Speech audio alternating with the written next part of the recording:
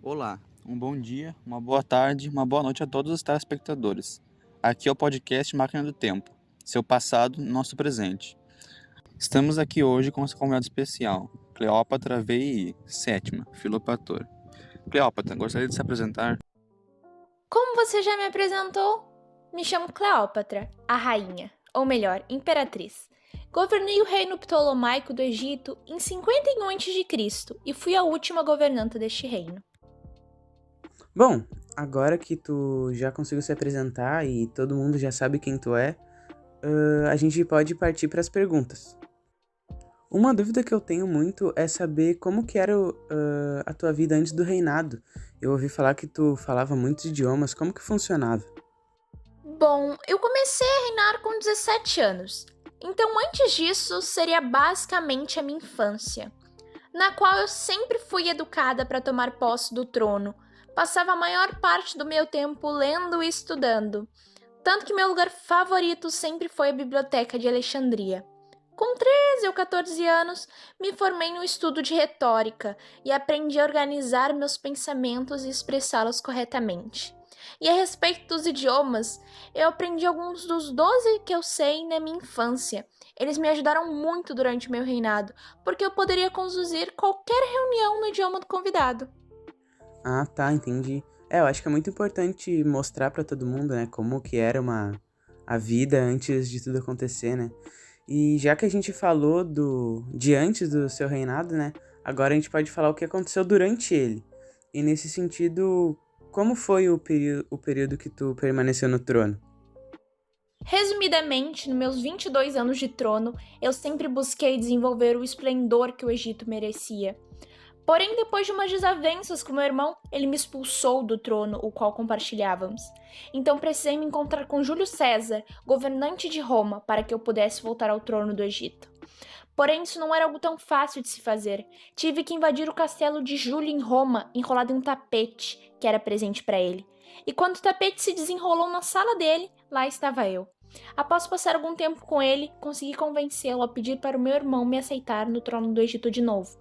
Disse que seria mais benéfico para ele, que poderíamos governar o Egito junto e as coisas do tipo. Após passar um tempo, Júlio fez um acordo com Ptolomeu. Com isso, conseguira voltar a dividir o meu trono com meu irmão. Mas o tempo se passou e ele morreu, o que fez com que eu conseguisse governar o Egito e me casasse com meu outro irmão.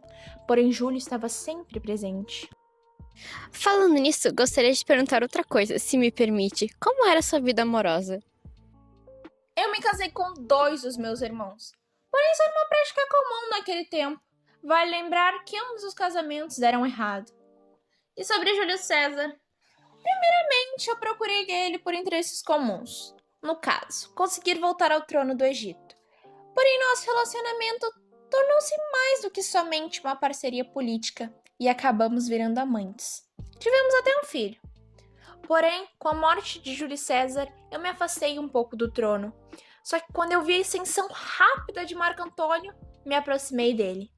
Primeiramente, foi por intenções políticas, e depois a relação tornou-se mais amorosa e tivemos 3 filhos, os quais tornaram-se reis de algumas províncias de Roma. Em relação à política do seu reino, quais eram seus futuros planos? Com toda certeza, creio que continuaria com os meus pensamentos de diminuir constantes interferências estrangeiras ao meu reinado. Como foi o fim de seu reinado e, consequentemente, de sua vida? Nada acabou em 12 ou 13 de agosto, com a minha morte. Otávio queria fazer um triunfo de Roma sobre o Egito, exibindo meu corpo. Porém, isso seria algo trágico. Então eu tive uma ideia. Tudo que entrava na sala onde Otávio estava me prendendo era revistado. Porém, eu consegui com que uma cobra entrasse junto em uma cesta. Foi aí, então, que eu peguei a cobra e deixei que ela me mordesse, o que causou a minha morte. Eu não me lembro bem se era uma naja ou uma víbora. E com a minha morte, Otávio teve que triunfar sem nada. Pensando nos seus filhos, o que aconteceu com eles? Cesário ou Cesarião? Não me lembro bem. Mas continuando, ele foi o meu filho com Júlio César, como o nome já diz. Foi meu corregente, além de ter sido proclamado Rei dos Reis por Marco Antônio. Por esse mesmo título, foi considerado uma ameaça a Roma. Infelizmente, ou talvez não, nunca foi reconhecido pelo seu pai. Uma pena que tenha morrido com tanta ambição, tudo culpa de Otávio. Mas os outros três, Cleópatra Selene, Ptolomeu Filadelfo, Alexandre Hélio, filho de Marco Antônio, esse eu não sei bem o que aconteceu. O final de suas vidas nunca ficou bem claro para ninguém. Acredito que tenham sido enviados para morar com a esposa que seu pai rejeitou, em Roma.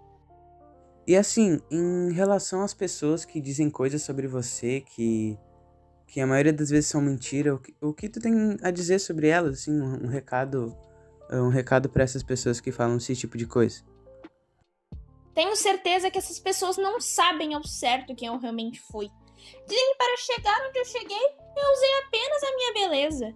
Mas na verdade eu sou muito mais que isso. Durante a minha vida eu usei todos os meus conhecimentos em diferentes culturas, línguas e políticas para conquistar tudo o que conquistei. Sabe, Cleópatra, ultimamente a gente tem discutido muito sobre os direitos das mulheres em todo o mundo, sobre qual seria o lugar das mulheres na sociedade. Com isso, gostaria de saber o que você pensa sobre esse assunto. Sempre fui uma mulher muito decidida. Como já conversamos, eu fui criada para reinar, tive acesso a todo tipo de informação. Na realidade, é até difícil acreditar que com o desenvolvimento da sociedade isso retrocedeu. Em minha época no Egito, as mulheres eram livres para viver.